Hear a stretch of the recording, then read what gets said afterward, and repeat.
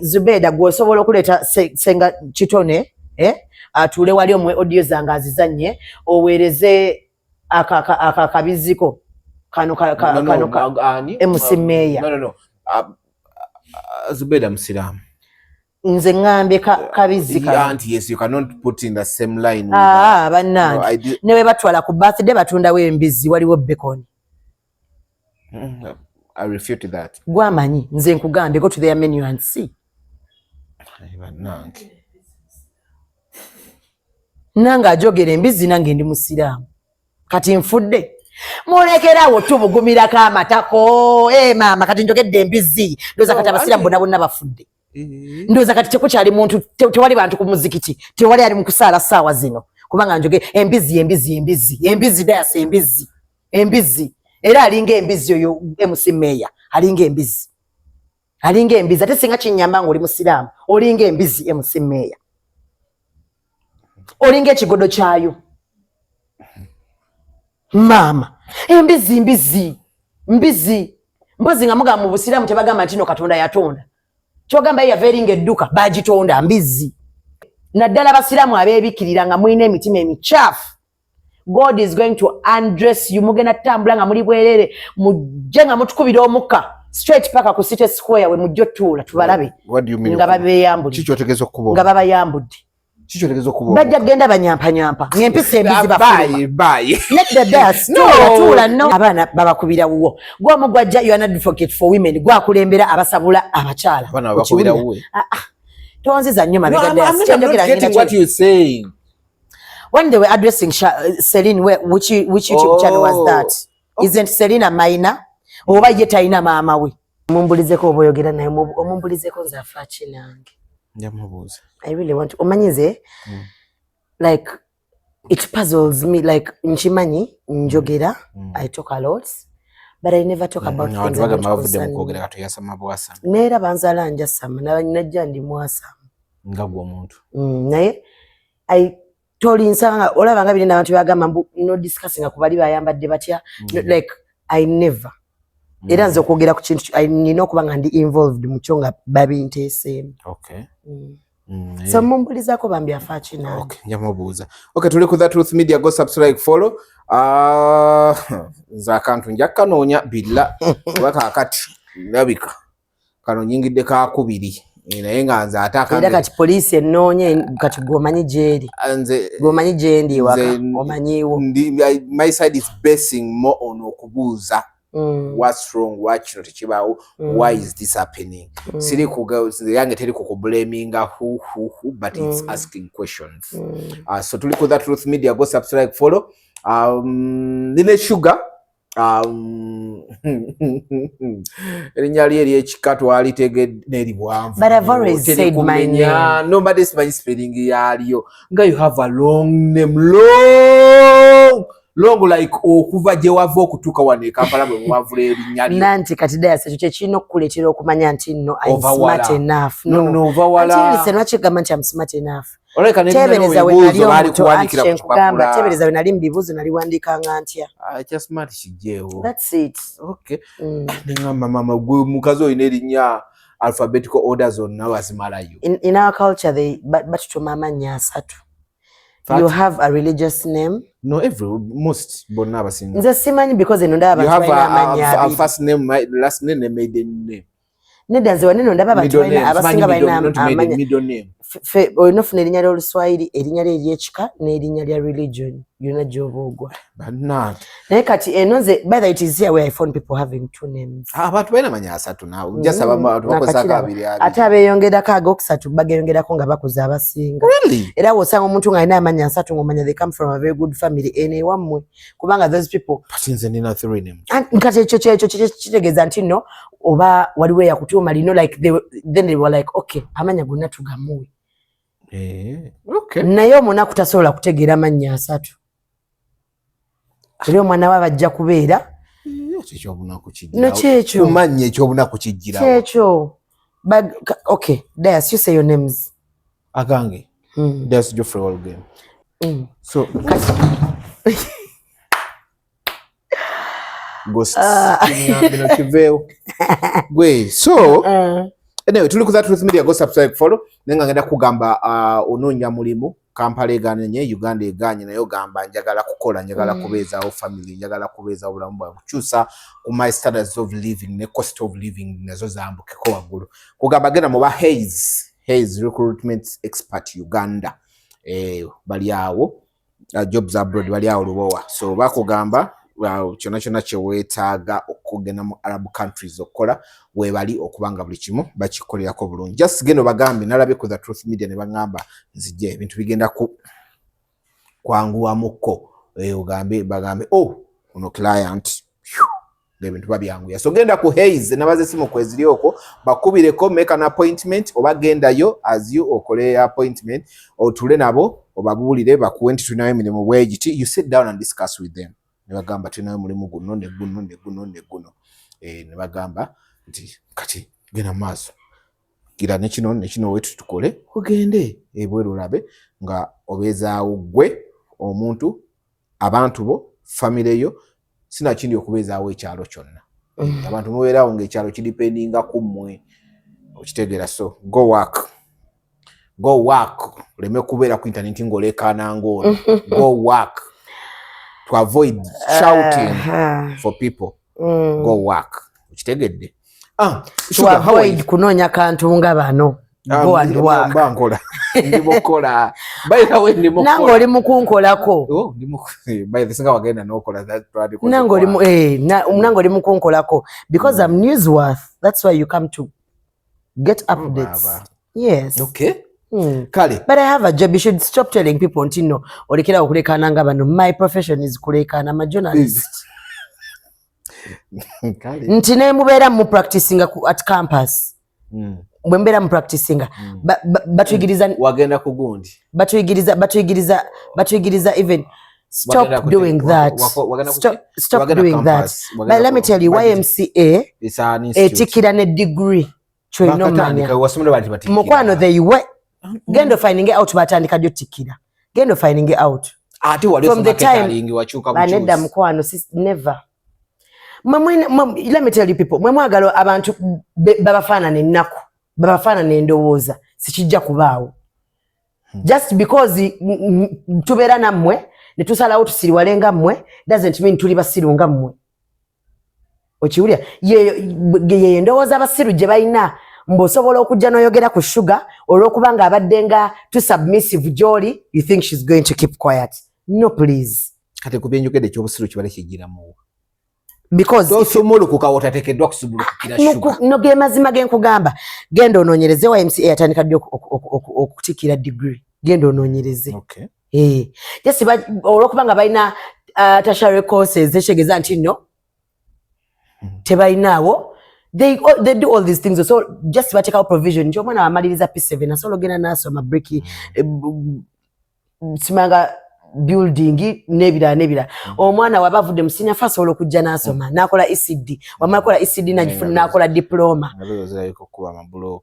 and so on and so forth you just have you people that just don't want to believe nti no Shuga muntu mulungi era alabika bulungi kati muno nyengereje mwa kati buli achogamye mbwe engalo zo lete engalo zango iteneza abalala bonna buli mwateke wenga why do you involve people why do you be nabaziba zizozuka no my zamani I have Sofian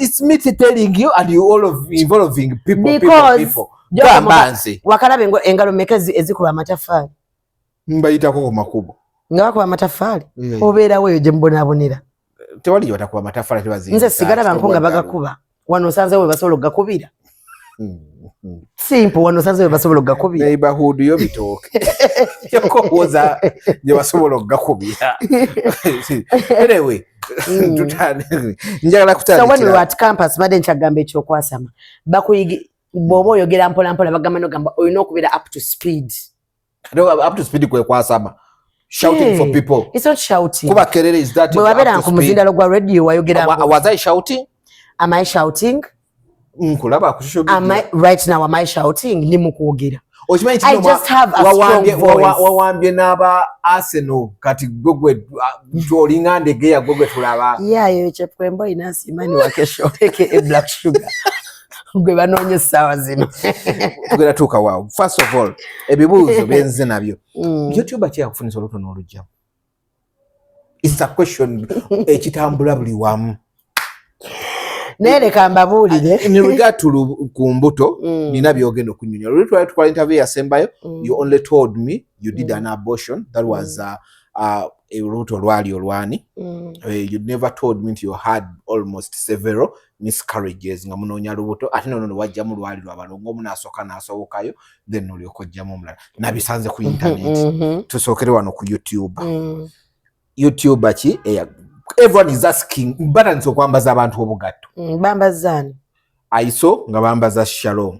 Aiso ne bambaza Ntambi. Boka Ani omulala gemanya who pregnanted you and you did an abortion. Now the problem is abantu ndoza bagala kundaba nga buli omu ankyaye and they want maybe probably Shalom to feel bad naye aneesaleko omanyi omuntu abanga yaliko ebibi bingi osookera kumakya nogamba owaayi kati buyo batandise nawabagudesi ne bagamba mwezina ne Shuga leero ne bakiddeŋŋana nalo ne bakiddiŋŋana ne kiva mu kwezina ne bagamba katate mwafuna n'olubuto kate lwavaamu tukayisira n'ogamba remember the person in question is a married person. Someone that has a family aina n'omwana mu family eyo aina nazaala that means waliwo feelings z'omukyala waliwo feelings za family waliwo feelings z'abazadde be n'abantu abalala bamuwa ekitiibwa and all that oshegera. So now bamuputinga mu position akeere nkyagambe nti owaayi okubeera nga nsobola okwogera ne Shuga ng'ekiva mu kwogera ne Shuga kumundiisa nakugamba nti namufunisa embuto kooti kamwesonyiwe.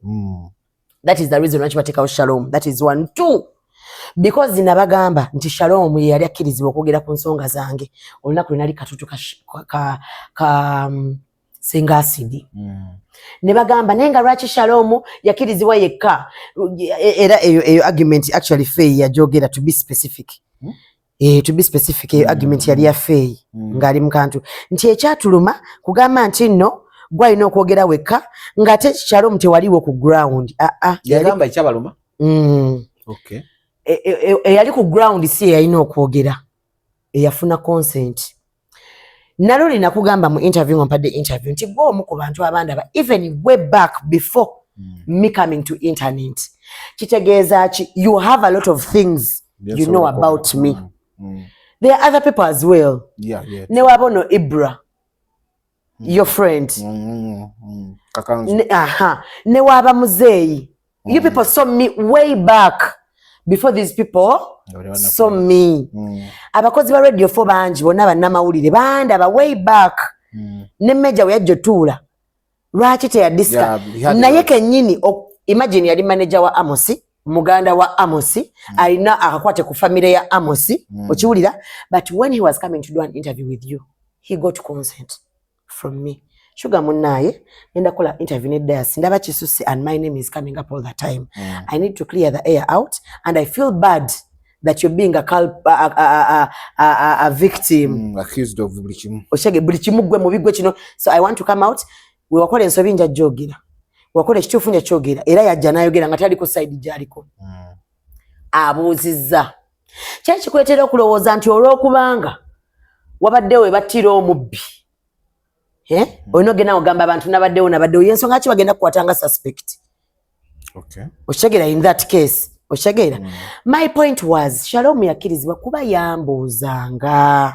He used to call you. Nagamba kino kituuseewo kino kiriwo olowooza kino era ogwasooka lwatambuuza navaayo ne mbagamba buli ayogera nti nakubiddwa it is false news. That post is still there. Nine distancinga from that false news. Era ne mbagamba buli akyogera ne bagamba ne Shalom kyogamba yatulimba kuba nalina katuti kaani kasuku ne mbagamba balimba. Shalom nga wali mufesa ne mugamba walimba. Oshegera I inboxed him. I inboxed Ntambi. I inboxed that stupid old fool who thinks he's short and shortness is not being aged. My friend, your height doesn't mean that's your age. Oli musajja mukulu. Bera mu amagezi. Gwokwagala ogenda okukomberera balya matako olwokubanga they gave you a platform, they doesn't mean nti olina okujja with hate. That miserable bold short person. Who's oyo MC Mayor? Why would you call him ebyo byonna ebintu? Because he has come out all the time from day one nga MC Mayor njogera kabadde nga bitter. Then you be different. Tomuyite ebyo byonna. Kati kankubulire ekyatuuseewo kati mu ggwanga. Ogenda kujja onvuma amatako nkuvume nkuwemule buli kimu. Togenda kuŋŋamba ngeri ki gye ngenda kulwana mu lutalo olwo. Okiwulira? The first time he did it, I inboxed him. Ne muga saagala mbeere nnyo wala na ssimu.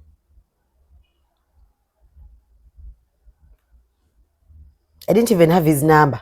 Nagisaba na Shalom. Mbadde nkyali wali kugundwa kuba nti omuleese. Mbadde nkyakubuuza, did you sit anywhere n'omuntu n'omu? Because nze nabiradde ku internet nga babyogera nti wajjamu olubuto lwa YouTube. Did you sit anywhere n'omuntu n'obaako wekya? Okay. Here. Slightly wekya. Namuweereza video gye yayogereddemu ne mugamba ofa kinange ssebo. Nangamba naye baba wange nze ndi mulwali okiraba and get that from me era that's why I can't mention the name. Bambi, I'm sorry mkwano bwemba nakukosezaamu. Listen to what I told him. What's my recording? Which everything is supposed to be talked about, regardless. But literally everyone is not talking about it, but you are. To make it worse, ntambi bayogerako naye okitegeera. Waliwo ebintu nga tebyeetagarwali. You guys, tewali yatuuka kumanya kituuseewo. No one saw what happened. I don't know who tells you how I was beaten. I was not even beaten. Naye abantu bafuna obutakkaanya. Families do that. Okitegeera. Agamawulire ge galina okusinga okukozenga problem in my family. Balowooza muli mu kundifendinga, balowooza nabatumye mwonoona erinnya lya musinti yankubye. Okitegeera. And he didn't beat me. Okay, even they're not even supposed to be explaining to no one. Kubanga abatuukawo ku ground, they've not said nothing about it. Era ne mugamba, it's okay, I had to address it, that's all. Nangamba, okay dear, sorry mukwano, konze it's okay. Naye obulumi bwakomyawo ninga oba eyamulirako oba kuki oba ewaabwe navayo oba ewaabwe n'amasepiki tebalya. Like, it's too much. I'm at a point where whoever imposes pain on me, I shall come out and shout. Yes. Kubanga ntuse ngankoyo okuba babysitting, and no, I shall not have a daycare in my heart. I'm tired. Okitegeera? Now, nga bwe nkulaze, I inboxed all of them. Era buli omu nangamba, tukitadde. Naye tewali yakita. Otegeera kye nkugamba. Inti, it is okay for people to come and discuss you day in, day out. You even talk to them behind camera. They pretend to understand and then still come back. Camera. Okitegeera. Nera ne basigala nga bakwongera. Nera n'osigala era ng'osirise. Tekijja kukola. Olabye bye mugamba musimanga asirise teyejjusa. Simanga omusiru takusirwa ansiriwaza. Nabagamba omusiru ansiriwaliza ddala. Nze omusiru. Let me tell you, I shall not avoid a fool to avoid noise, because the moment I avoid a fool, I've also become a fool. I am going to discipline every fool. Kati kiri ekyolubuto kya YouTube wakyogera nani? Tewali. Now when nabadde mu interview yo ne twogera ku byolubuto munaye people at some point at this point I'm now Shuga. I never mentioned her name, but today I'm going to mention it. At this point I'm Shadia Kyagulanyi's fan. At this point I'm Shadia Kyagulanyi's fan. Shadia wa Kyagulanyi. Shadia wa Kyagulanyi, okay. Ayogera ekintu nga kikuwayiriza nawe kenyini nekikusesa. Nekikwata n'ogamba balinga abantu basatu. Kati omwana akusalako ekigambo n'olabira ddala n'ogamba ndabika Shadia Kyagulanyi. Full figure, Mama Flower. Gundi Junior, tamale mirundi. Abaana nedde no TikTok. Good. Okimanyi osobola emabega nze boogedde ku bantu ebitu nenzi nanti nze mama Flower yajja n'agamba ekyo namusanga ne Don Chris nga amuzinira mu office nga yefukidde ne ngamba iyi nga I've never met her.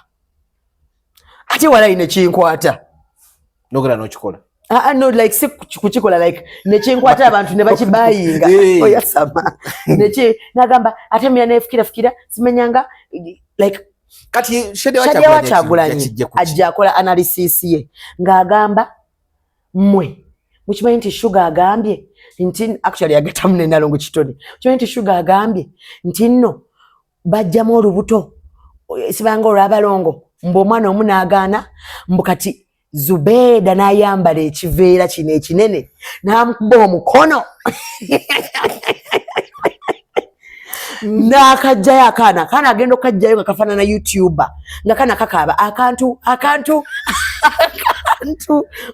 okitegeera anyway byakisirula ebisesa I know right kati naalongo kitone n'aleeta kamunye omuntu okubayita kamunye nze sibimanyi nabimanya okitegeera kati I looked at the video nze no ku live za Shade yambeerako anzita okitegeera. So she brought out that narrative and people continued. And then to my surprise, the Talk and Talk show, but Badru, with how you can research very well. With how you can research but Badru and Jenkins. Ani abadde atude no side. Yabadde Kasuko and Eddie Sandy and but Badru then Jenkins. Now, but Badru and Jenkins, there is a way they had their story. Atenga bajikakasa. Sebo Jenkins nga inane figures. Mbu Zubeda yajjamu olubuto lwa mitwalo 2.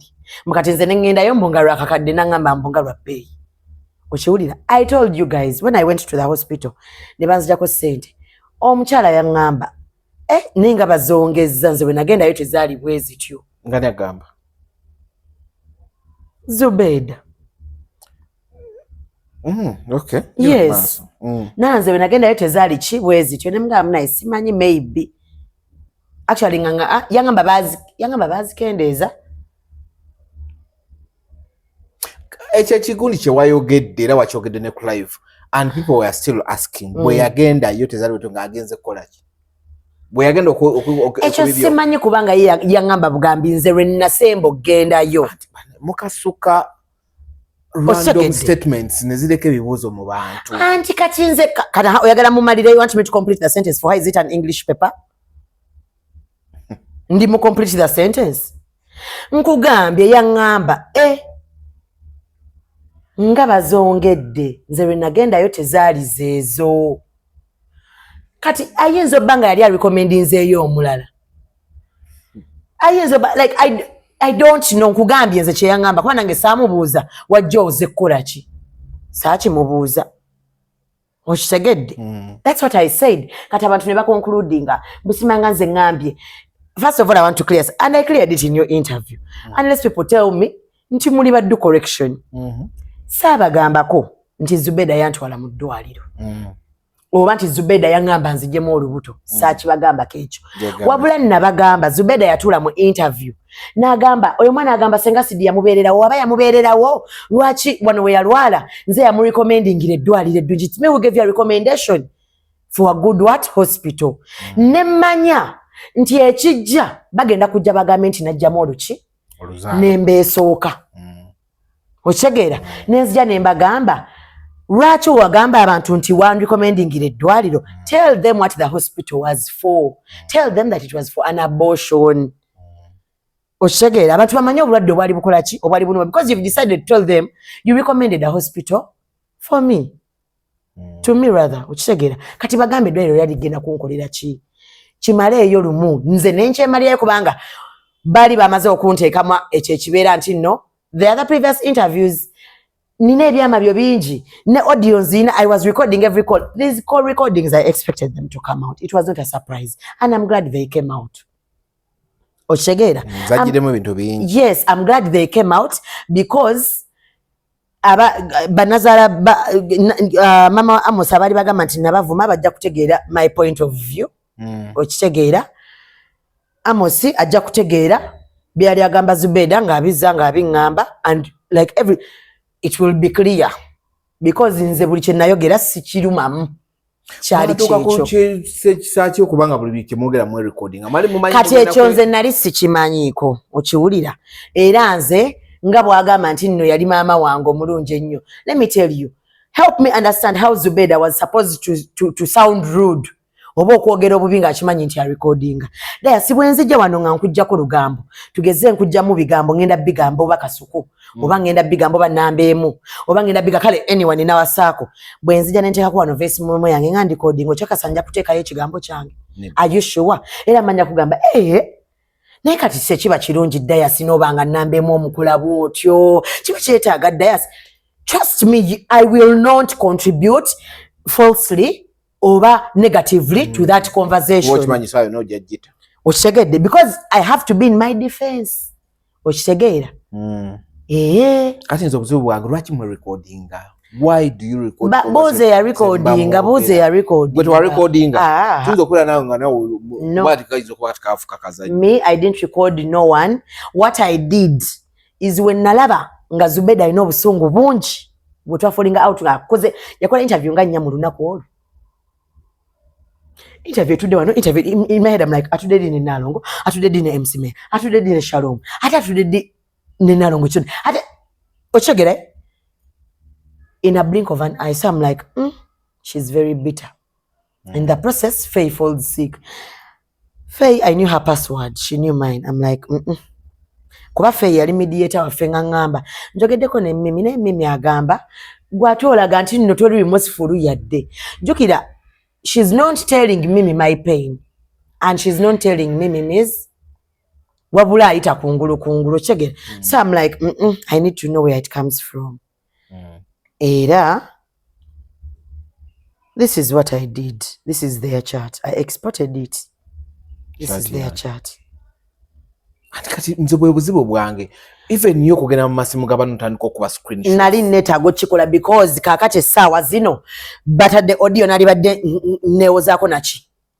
Kitegeza mwine mwali mwebega. Anti mpuliriza. Inze nchikola ng'olwedde twawukanye. Naye nga nkyayogera nani ne Faye oshagedde bulungi nnyo. Understand me very well omuntu andaba inze bandicodinga nga ffenna tukyali mu sako y'eki era nga njogera na maama wange nti mami munnaye kino kino kino na kino nakiri oshagera kye nkugamba inze oku exportinga chat sa exportinga ko no chat emu yokka ezo na chats kwe kitegeza bino mpa ku simu yonkubeka abantu balibirekera awo cause with you guys. This is a chat with our certain friend we had in common, Lisa. You know, your Amos Lovinzi, you know, your Uncle Biko, you know, your Shalomo, you know, your Tike or your Yeva Sao, on you know, your Caroline Maka, you know, your Wanika. Manager wa Nikolai because naye yali mukwano gwa FFMB. Mshegede bulungi nnyo. Waziri kodi kazonga ziva mu gundi ya muntu omu, musimu ya muntu omu. Ezo was exporting akuva musimu ya Faye zona. Yeah. Man, bintu byampa ku simu yo mwana kati biko. No that chali champa ku simu nze nawo batompadde simu yo. Yes, let me tell you. I was at a point where my man.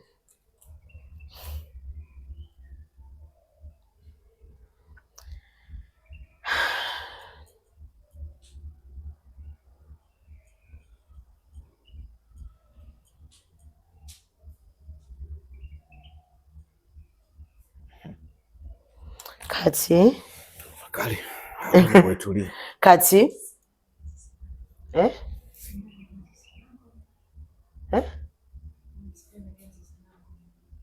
no, I'm going to, we shall go neta go kati nenkola ki ne that when I quote me right and not this na exporting a chat is a Faye okubeera nazo kubanga nali sitegera kiki kinyiziza Zubeda nnyo kutuuka awo ate ngo nangamba oli andaga talina buzibu ate andaga gwa ino buzibu ate okitegeera I needed to know what's there awo makati awo okitegeera Era, quote me right, I exported that chat after nga maze kufolinga out na Zubeda. Ate nga Zubeda ampereza voice note nangamba wabula luno olutalo ku luno lwonduliko nga nze no simanyi nti waliwo n'oluki. And because yagano kujja mu video yo kyakonyiza. Now I'll explain that this way. Ekyo kanchinyere kya video kibagamba nti video yanyiza. Tewali lunaku Zubeda yali angambe ntulira mu YouTube yange nnemererwa. Mbawo full time. No facilitation, no what. When I was going to do my video, nagamba manager wange, Gael Will. I'm signed, research ogera kwa I'm signed under Risky Music, owned by Gael Will. Waliwo budget ya outfit. I reached out to Zubeda kubanga I need duka lyengoye. Ne mugamba, I would love that you do the outfits. Mugamba nti I would love that you do the outfits yampa bill eyo nga nene. Nenkendeza outfits netukendeza muko kuchi ku bay. The bill was 1.4 million for the outfits. 1.4 million ezo bamu depositingira 1 million. 1.4 sinze yamuwereza sinze yamuwereza nasigaza 0.4 manager yamuwereza direct nasigazayo 400,000. That's 0.4 million. Nangamba yagala measurements nebyaliwo ne mugamba measurements bakozeseze balina because nali nyambaddeko ku ngoye uwe okitegedde so ne bagamba ba referring to ezo ko ye okay. Nali namusabe initially ne mugamba there's an act of a mother role in the video script VJ Live jali yakola ne mugamba I would love that you be the mother. Nentukira Shalom ne mugamba actually Shalom na na ku last moment ne mugamba I love that you be the brother. We need a sister which was Faye and the daughter-in-law who was me and the husband who was Lati Wizi. That was the script. Nangamba nja kubaawo. Okay. So mutanonya mama. So on the D-Day yali atugambye tumwe na kubiri. Ennaku bbiri ndoza twamuwa sente the following day kati nga tuyisizamu olunaku lumu. Nensaba manager bongeremu olunaku lumu. I think kati time y'olunaku ne bikwatagana. Mama, can I call you shortly? Ndiko mu Kantu. Yes, kale. Okay, mama. Okitegeera kati na I think manager wange nansaba ennamba nangamba let's confront the lady for the outfits tulabe. Ne bambuza outfits zituuse wanagamba Shuga nawe okimanyi bulungi nnyo measurements wangambye leeti era tetunabazikola ki zimaliriza.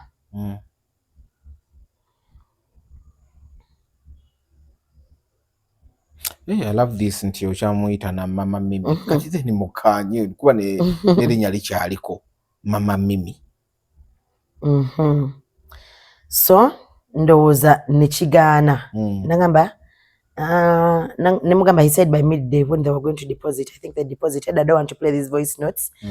I want to just in PCU just to keep track. Kati ne mugamba okay engoye weyalaga nti engoye tezigenda sobola kuggwa ngamba n'engoye bakazisala because ebitya ziriko omulimu mungi ne mugamba okay nenko ya manager ne mugamba engoye zakazikoze ekiziganye nangamba it's okay funa alternative endala ufune engoye ne mugamba it's okay katufunye engoye ewalala but we need you on set. Gwe nangamba Shuga nze nabadde nakoze programs zange kati nze sigenda sobola kubeerawo because ebitya ne mugamba ne botuwayo 2 hours bambi this is really important to me nkwegayiridde. I'm so stranded bambi.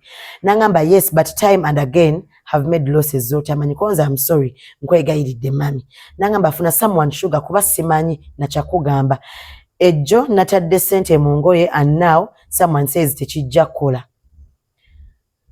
Ne mugamba someone weyangamba bali kufuna someone ne mbuza someone to do what anyway. Kati ne mugamba Nancy he says he can get alternatively someone to do the wardrobe. Because that point jenaliko abayimbi bonna bakimanyi director yali amaze bookinga buli kimu ng'engoye ziri mu tukayanya tufunye nenge gye tusobola zifuna ewalala nga just neetaaga ye abeerewo nandaga nti nakyo kikoze eki kiganye. That very night nenoonya alternative nanoonya Nabagereka Farida she was out of town the following day.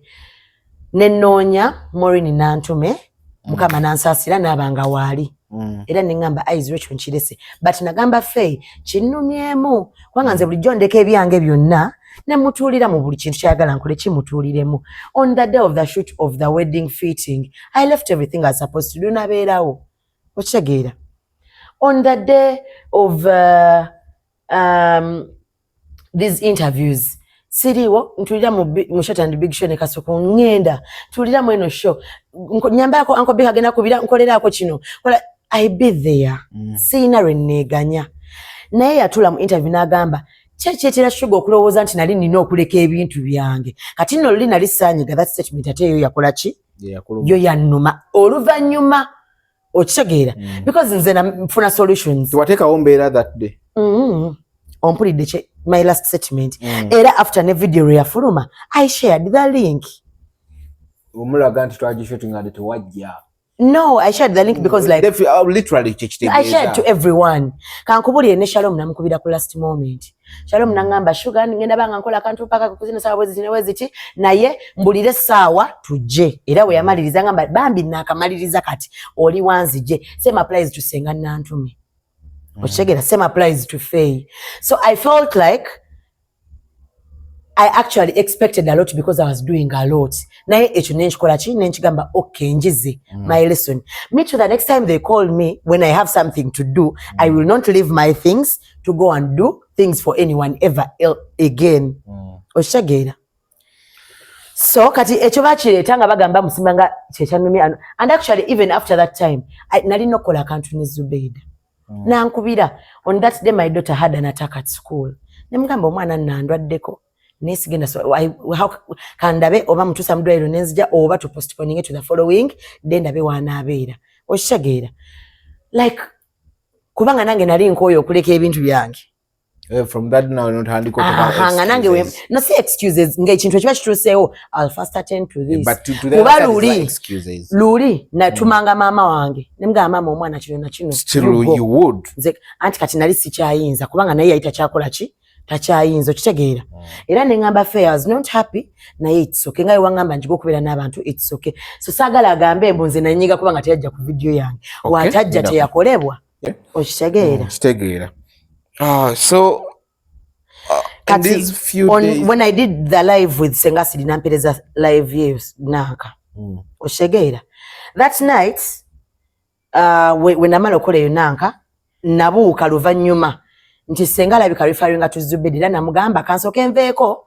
ngenda ku requesting anzije nenvaako nensoka nenonye kibogeza nengwa ku kakiripo nga ka Meya ne Zubeda nga Meya nkuba oshegeera era najja mu comment section yabwe nembaga ndoza mufunye views musanyuse kubanga nze omwana wange siri kabada Zubeda najja nangamba naye nogamba msimanga because ebitya onona kati ono MC Meya yamwereza we defending that woman but simutegeera the fact that Owedde omanyi byempitamu the fact that otudde wano Dias oleso omuntu wankube nawe nakigambi negamba I was so disappointed nga nkulaba otudde sula atudde ansabula onyo chano mpozi yakubamu teyankubamu yasabulira ddala tenga yogera na byanjwanjwa nga si byadda era naye namu confrontinga mwayogera which is okuba naye namuweereza message naye ngenda nazo zigendamu nangamba nze sina buzibu wabulanze ekiba kyekyo kansizinge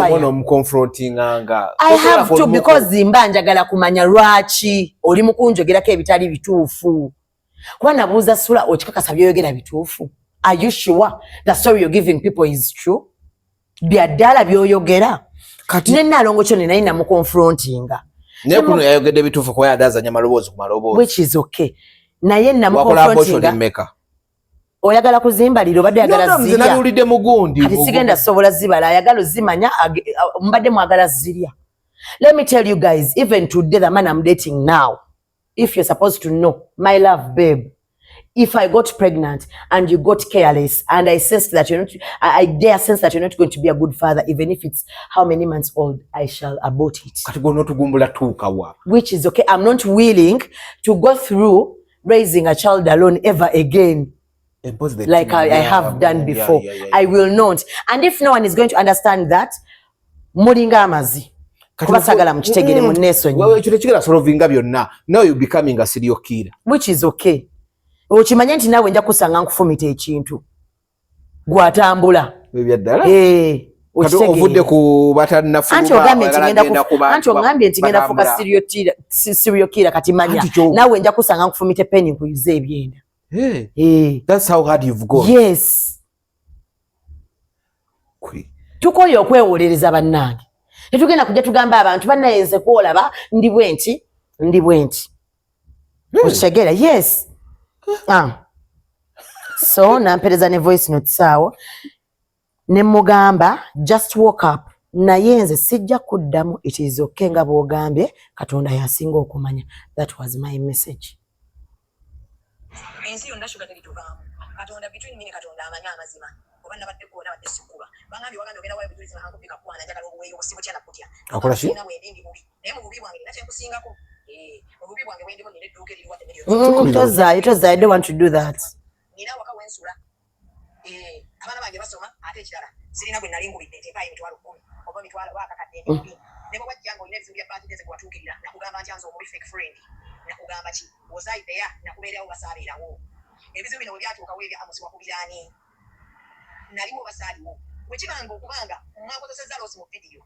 N'okubanga saasobodde kulekawo bintu byange kujja. Kyekyanfudde fake friend. N'okuba nti otandise okunjogerako ebigambo byonna. Nga bwe sirina kye nnina. Nga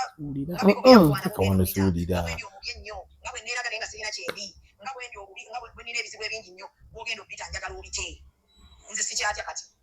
Sikyatya bwe kimu abantu bakinkoze. Teyandibadde ggwe. Between me and Meya amanyi kuba ne mu video yennyini nayo ge. Yes, biko yakugwana as you say. Yes, sirina kye nnina. Yes, mbadde mu video oli. Naye yogera yo kakalungi ne beka bakamubwe kati kendali koledde. Ne beka bakamubwe Shuga nga nalinga koledde. Sigenda dukya Shuga by the way. Ekyo kyembadde njagala. Ekyo kyembadde njagala. But yogera yo kakalungi akamuke yakolera. Ekyo kyembadde njagala owulire nti nno luno olutalo. Imagine jukira mugambe nakazuuku ku kyegera zino ziri saa mukaaga kitono nangamba luno olutalo. Kyegeza there is already a war I don't even know about. Namuddamu na full stop. Nangamba yes ndi mubi but I have been there for you and I have evidence nti mbadde nga wonga mukwano go. Namuddamu era na full stop. Nampereza screenshots. Kubanga zimba sina kya kugamba. Kuba ekyo ojikanga tukyali batunga bagamba mulabe lolinga full stop. Bakintu bakikozesa. Nze nali sina kya kugamba. Lwaki watu mudanga muna full stop. Kati nampereza screenshots nga ambuza oba ndi ready for a proposal. Ochiwulira nangamba you never did the proposal to advertise for Jibs Mukwano. I should the proposal I even asked you with those questions and when I knew you love it that's why I chose a good place and did blah blah blah.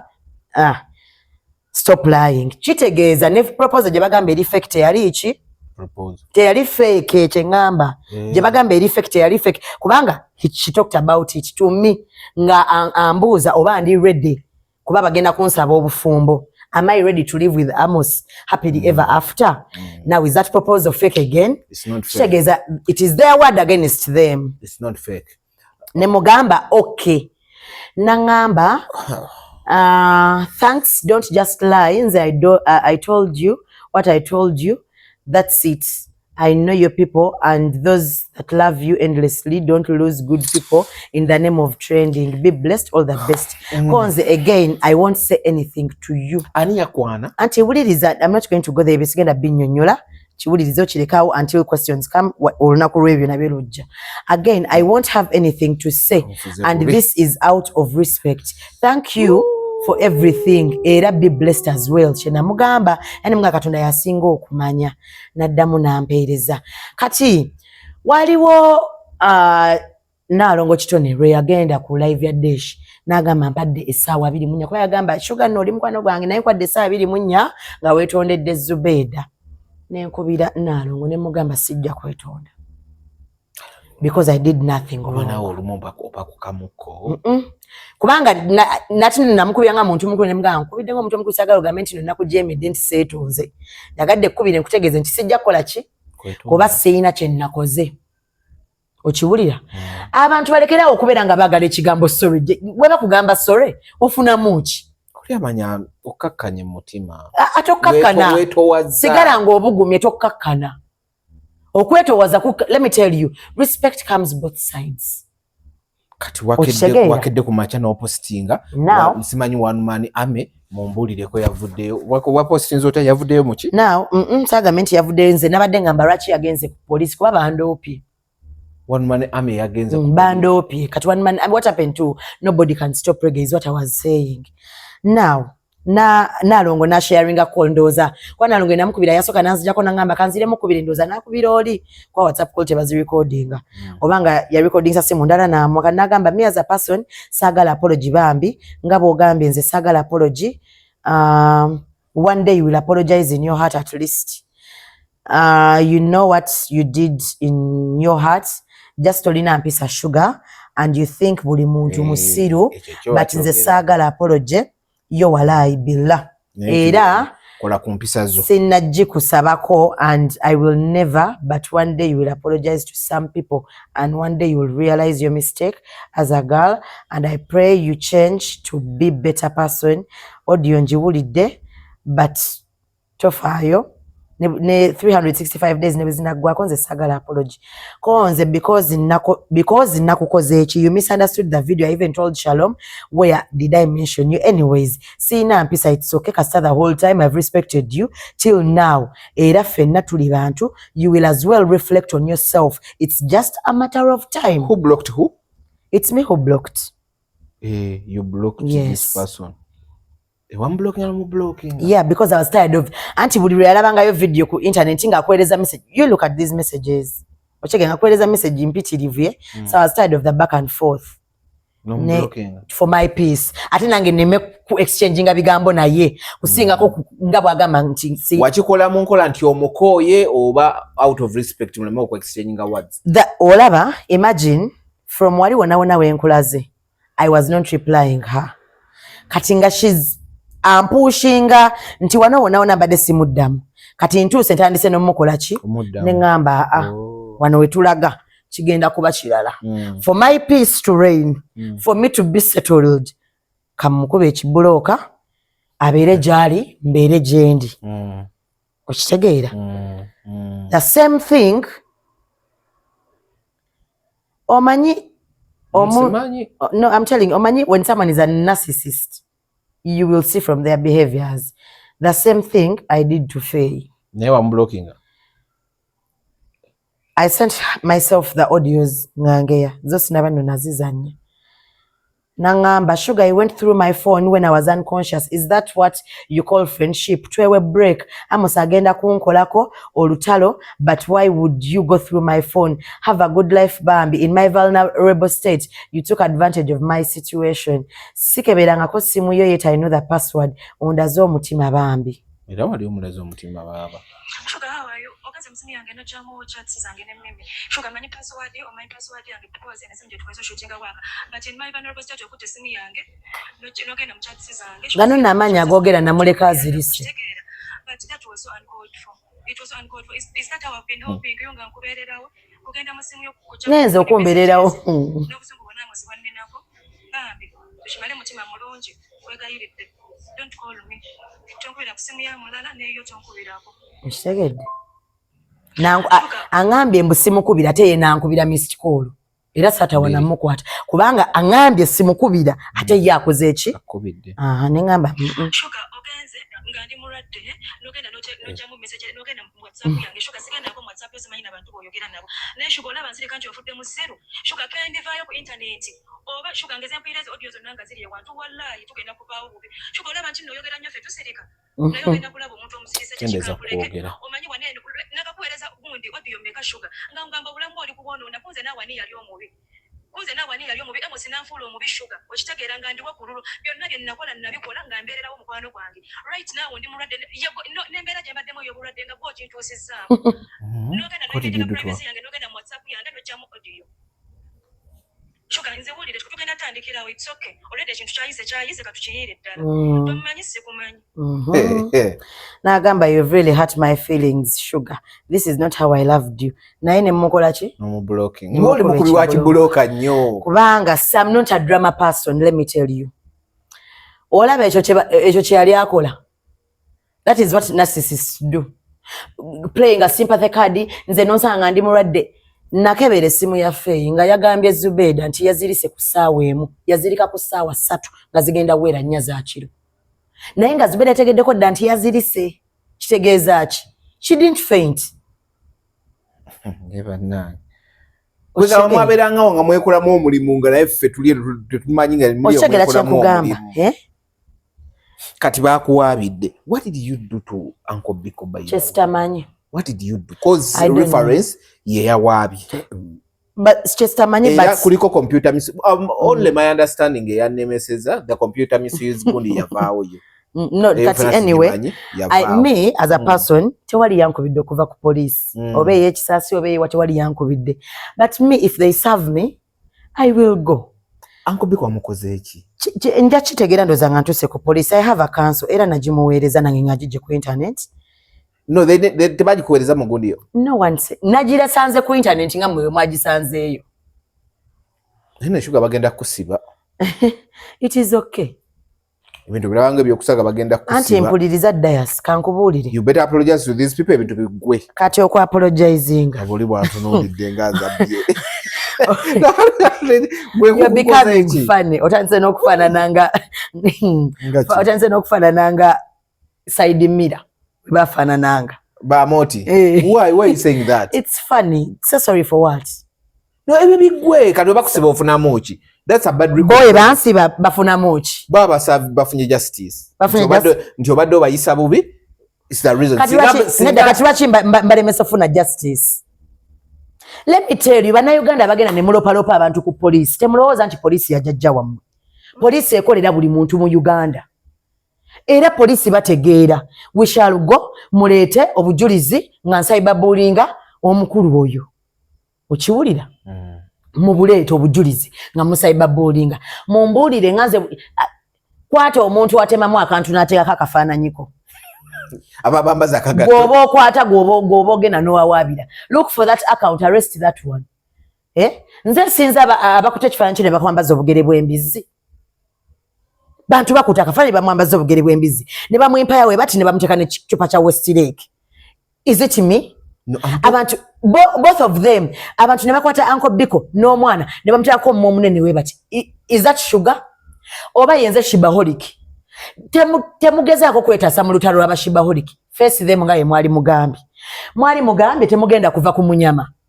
Ddayo otunuulire omunyama. Omunyama kye. Oba kubanga nze Shuga oli ye shiba kati we are shishi kati tutandise ofaanagana. Toluzinga focus mu lutalo lwo. Inze bwe nayingira omanyi Ntambi yagambye Shuga si shibaholic. I want to refer you to videos of Radio 4 when there was the battle. Ulabe nali ku side ki, even you know which side I was on. You remember very well. I want you to revert to refer. Anti kati batandise okunyiza. I want you to refer to videos on the Radio 4 page jeziri tezivaayo. By the way, sinzira no okukoola digital manager waffe and our producer Samora Benard Musinguzi. Nti togwedda. Nti okwate kubo ojjeyo obu video obwo emabega. Omuga kujeyo content. Jayo tabu delete nga abujjeyo abukomyewo. Abantu abagamba mbu no Shuga yatakinze Shiba olw'okuba Shuga yatakinze yawolereza Shiba olw'okubanga refer to those bagamba ali kuvanga ononya oyingirira mu lutalo. Singana njala kuingi refer to interviews of 2023 nga wakyaliwo show gye bayita Amasape ku Radio 4 batu discussinga ku. Actually, you can even refer to videos on the YouTube of Baba TV. Battle were happening here. Because I even went to the grounds of the battle. Olabe n'okulaba naye nyimidde ku side ki abannamawulire. You remember nali ku side ki. Yogera there. Anti-yogera nali ku side ki. Wali ku side ya Shiba ate wali. Good, thank you very much. So wasangere mu tenting nyale I was there. Syndicate. No, I was there. But anyways, so whoever is saying yakaja, and even if nakaja, it is okay to be an ishibaholic. Ochiwulira. So don't lose focus.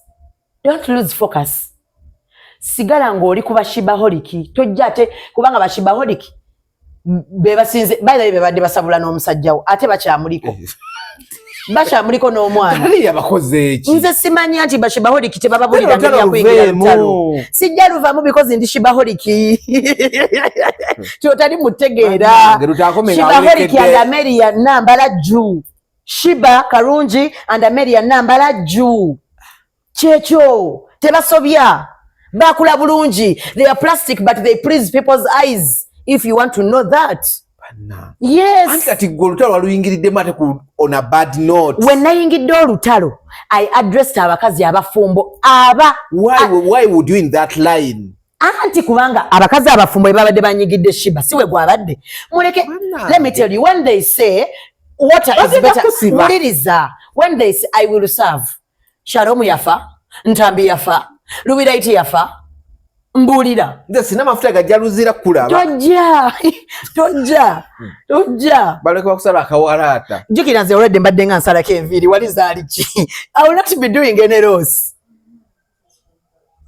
obadde ki okusala mu balaki tekitegeeza nti bakusibye sebo okusibwa ne balaki byanjawulo kati leka nkubuulire let me tell you ebyo ebintu byemujjane ne mugamba ngenda siba gondi omanyi how many times I've attempted okusiba abantu naye ate nno nga attempt yange terina mbuno just omuntu anyiga nakubira simu nagamba naye lwaki but me I've written summons and I've even left them there nesigala ne mu simu yange netabako naweeraga lwaki mukola ebintu ebyo nga namwe mumanyi mwogera anti kyovalaba zobozi okola zaki anti no there is where kati olaba nze kyovalaba njagala Zubeda byantalo Shamim Mayanja and Mwami Biko Ibrahim, you are very right to summon me and call me to police. Singa mumpa video nganvuma omwana wammwe oba singa mumpa video nganvuma bawo oba mpe video nganvuma ggwe kubanga njagenda nsavinge nkomewo mbavume mbabuulira njabavuma kuba sina gwe navumye sina gwe navumye bwe batyo we bampayiriza mbuno navuma mama wa Amos. Era nagamba kolo mwajuide nagamba Zubeda sina muvuma naye nja muvuma bwabagamba namuvume nja muvuma bibe bya ddala ono muvuma ebya ddala zaasa muvuma ko bya ddala nakati sina muvuma bya ddala ninze senga sidi anteleko sente yangambye agenda kunsasula ezaki ezo vuma nazala wange eksinazala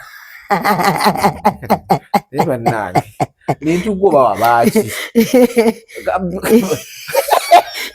kati bagenda gamba when it was raining says she was under the umbrella sense nentonyera ku magulu ezze kulampola mpola ya Kantu kambisambi some of you hid under the bed in the house it didn't even tamper to touch you anywhere and people by the way nalabye comments ezinga ne bagamba nti ne side jogenzeko at one time bijja kutaninga bannange leka mbabuulire nze nabagamba initially when I was talking about my narrative of being a side chick or being in support of being a side chick nembagamba I never want to have a marriage where they say death will do us apart simanyanga mu bubini mu bulungi mu brede ne mu bugaga nabagamba sikyagala nembagamba zitogi wofa I will go with another ndafuna omusajja omulala and I will live happily ever after so tewesiriwaza newe fisa oba sesiriwaza ne fisa I don't expect to die ngadde asobadde bba wange mbugobone mukwano gendo ozine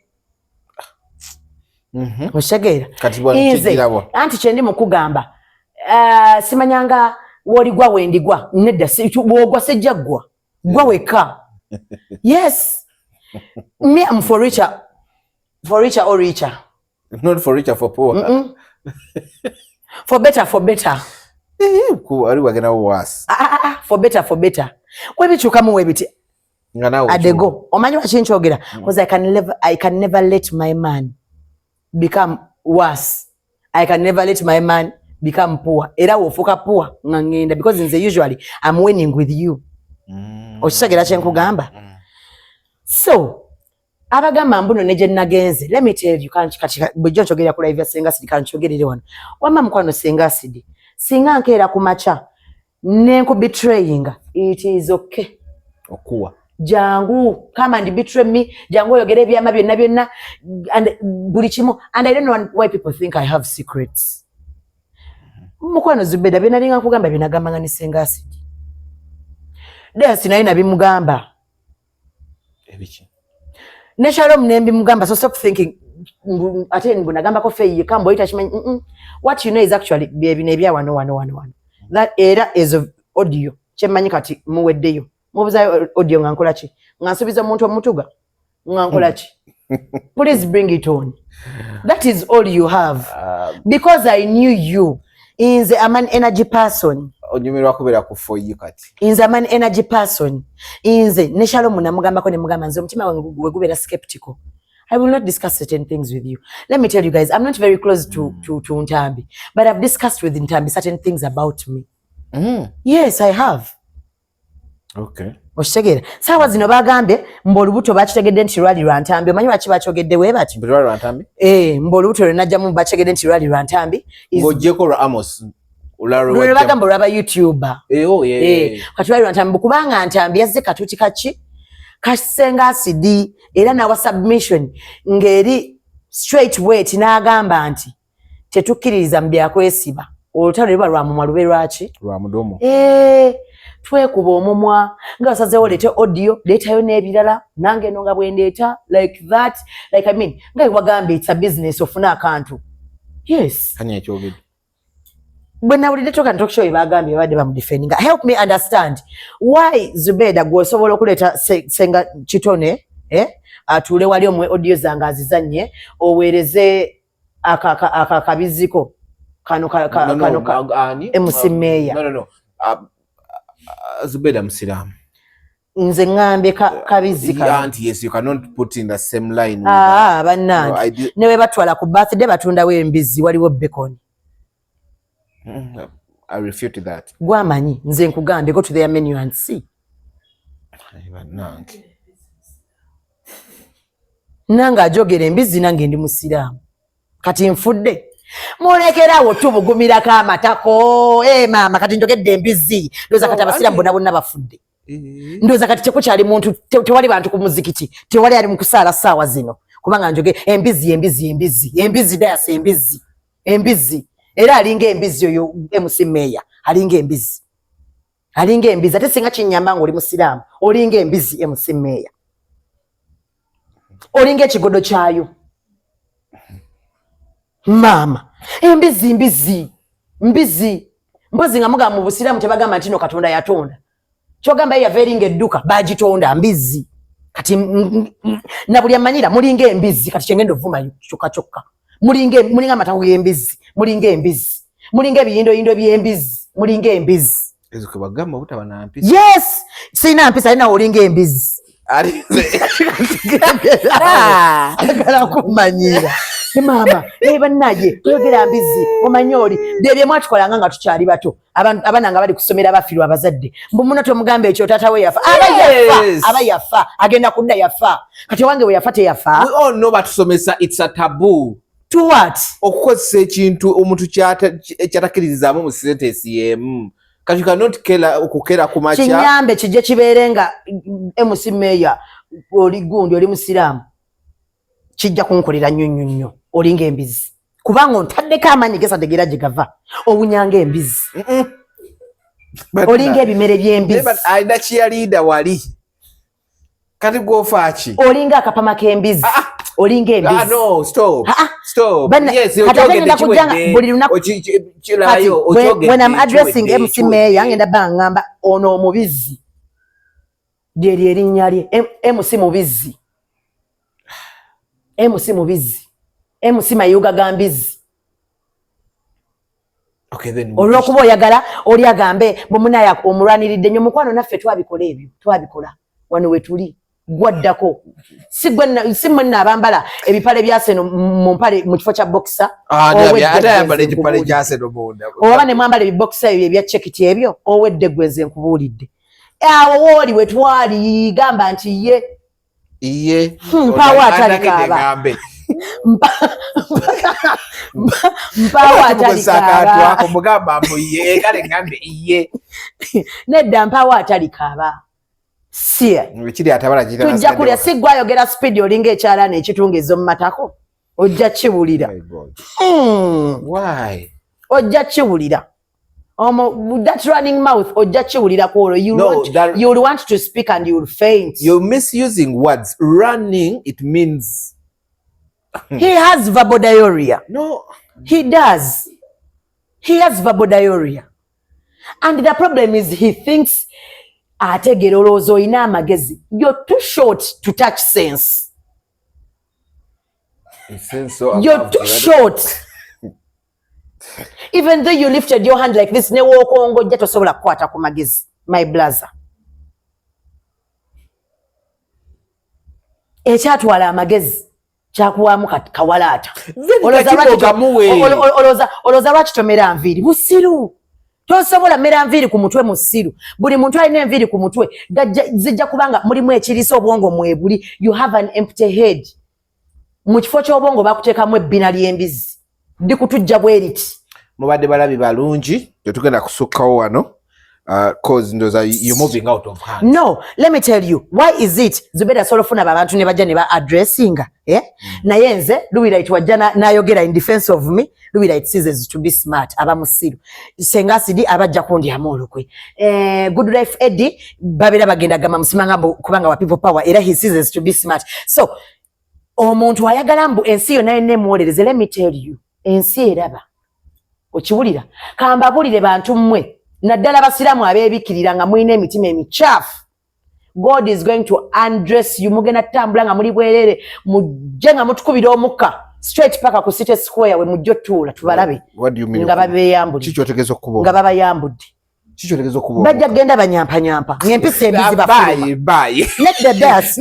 Tuula no. Ngenda kutuula no but like no like don't address people in that. Obadde okimanyi nti nno eriyo abantu nga balina empisa ennungi nga be ba Aisha nga be ba Shirati nga bali mabaala banywa day to day. Nga they are very good. Ng'emitima gyabwe misiraamu nga mirungi. Ng'emitima gyabwe ne waba tasadde mirundi 5 omutima gwo omutima eddiini eri mu mutima okitegeera naye gwoze oyingira abasiraamu ate bagamba simanga ali muzirimu okiwulira naye gwe oyingidde abasiraamu oyingidde abalokole oyinge tukuteekewa gwe omugwajja you're an advocate for kids. Abana babakubira wuwo. Gwe omugwajja you're an advocate for women. Gwe akulembera abasabula abakyala. Abana babakubira wuwe. Tonziza nnyo mabega dance. I'm not getting what you're saying. When they were addressing Celine, which YouTube channel was that? Isn't Celine a minor? Oba ye talina maama we? Alina. Talina maama we? Oba ekyali kimukubya naye kubeera shibaholiki omuto. Inze nabagambye by the way banabalala you the maggots that come along mbaddamu katono ndi ku munyama. Who's the maggot? Who's the munyama? The more let me tell you the first time omanya abantu bagambye Shuga wali sirise buli ampa amagezi olinga amatako buli ampa amagezi wali gamuwadde olunaku lwe yasooka. Naye listen naawe era ogalinga wali kutte ekkubo n'ogamba Zubeda olunaku lwe yakeera ku makya nankolera interview n'atuula ne Nalongole Bisi n'atuula nani bonna be yatuula nabo. That time ye yali muntu ndowooza oba kubanga ndi muddugavu mulowooza sirina mutima oba tegutujja sikitegeera. I don't feel bad. What makes you think I don't feel bad? I don't know. Okitegeera. She came out day in day out nebajja ne bagamba mbubalese Fei mbwajja alongose erinnya lye okulongosa erinnya lya Fei kwe kugamba mbune empeta yange bagironda simanga kasasiro simanyanga yali ya mitwalo 2 simanga yali ya oba yawa okitegeera. Ne waligeze ku those same channels nawe nowewozaako nobagana njala kuwoza anti essaawa zino kye ndi mu kukola kubanga nze sigenda sobola genda ku channel ndi ku yiyo ne walala we nnabangenze ne ku live ya Sengasidi ne ku yange essaawa zino kye ndi mu kukola ate bwe nkikoze balaba nti ate nze bannange ndowooza kati mbalabikiranga Judas Iscariot oba yenze Simon Peter omufaananyi oba yenze Okero. People, when you want to be appreciated, be appreciative first. What happened to kwa mwalimu koze channel nga manyi mugenda gabana kasente? What happened to the governance channel yani? Kyalo najimulekera ne sente zimugaggawaze zikyusa obulamu bwe. Amiina. Nicho nemereta nsotambula. Kati mujje laavu mu mulimu mukola akantu kamwe. Yateeka mu laavu. Das nze nagambako abantu si buli omuntu olina okuba interviewer. Yes. YouTube channel eyo nze concept ginaina mutwe gwange era nakimunnyonnyola nnyo nga ngamba nawe funa bo interview nga nange funa bo interview. Namugamba people don't like interviews nti gwe wajje ku muntu interview banze najje ku muntu interview. No. Banyumirwa kulaba kiboozi kyaffe Shuga ne Faye batudde boogera. That was the idea of that. Kye bali baagala. Nga naye tujja buli lunaku bajja tulaba. Ochegera. Naye munnaye era nga bw'alina advisor ndoza bamugamba jake erinnya ndoza nga balaba. Ndoza kati sente za YouTube zali zigenda kunkyusiza obulamu. Of course zidibwa zinakiza kuyamba. Kati ndoza sina oxygen. Oh yali free omufuna anywhere. Kati ndoza serious nnyo. Ndoza nze mukuba ina TikTok nga bwenkola live bagisasula. Kuliko neka estimate kunene. Kyobula abatosa mukono ogenda twasamira paka jibu. So when I'm ready to do, by the way, when I'm ready to do a channel, akantu ka buli omu temulowooza nti mugenda tuteekako amaanyi mbusimanyanga olw'okuba gwe wasooka okukola akantu. Katuyagala gunda ate kati ngenda kukola akantu. Ate nkirowoozezzaako kati njagala kukola akantu. Kajja kutuga. Ngenda kakola kantu ge. Njagala kantu ge. Tompe kantu. Ebbanga lemaze nga nkwanga tompe kantu. Jakuwa naye nga tetwogera ku bintu w'ebiti. Twogera bitambula mu ggwanga. Era bwe kyabadde kirina okuba nakati tuli mu kwogera kitambula mu ggwanga obuzibu buli nti alina okyogerako ate kiki nti ekiye kye kitambula. Mwana gwe omwana wa Biswanka bamukubye. Omwana ki? Omuto. Tiwalabika video. Bamukubidde ki? Omwana omuto mama yamukubye mbula kyafuka mu ngoye nga takiraba pampa ziweddewo. Kasaba me yamukubye. Ati yamukubidde kola kyatayagala akole.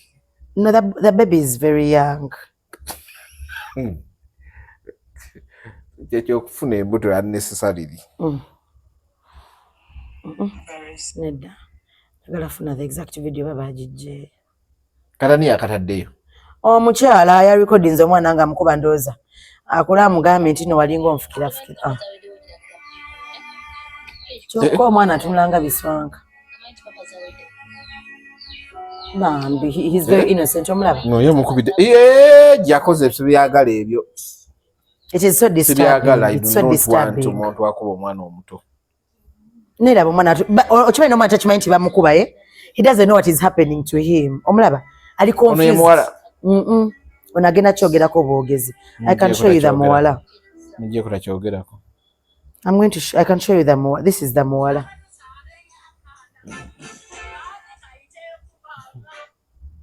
Bambi. Eyo nomwale yajja mawuli nga awoza biki. Yono. Ne wano nga wana ne ali amuliddeko emmere. Yali alina we yali. Oyo. You keep the pregnancy for 9 months. Ate omwana n'omuzala tonotandika. Why didn't you call ebya Shuga byakola? Kibula ya papa. Nagamba. Ndi mugezi nze seyo pampa zigwewo. Omanyi, let me tell you what happens. Bozala omwana n'omulabirira weka kati kankugambe. Bye bino. Basingo mother bala kati babagamba bino tebituuka. Now let me tell you. It's a few of us that out of pain oyiga okwagala omwana wo. Kati nganze wembeera kuwange ngamba njagala abeere na kino ekirungi njagala. Wayiga buyizi. No, like I don't know how to say, maybe I'm using wrong words, but ngabo nogamba nti no obuchayi boyina kwoli notabuteeka ku mwana. Kati usually era nababera ku mizigo mubiraba binene ebintu. Omwana basobola mukuba oluyi nga talina kyakuzina mugamba gwaga maziko yiwa musolo gwa kitaawo. I know. No gamba omusolo gwa kitaawo yagulabawo.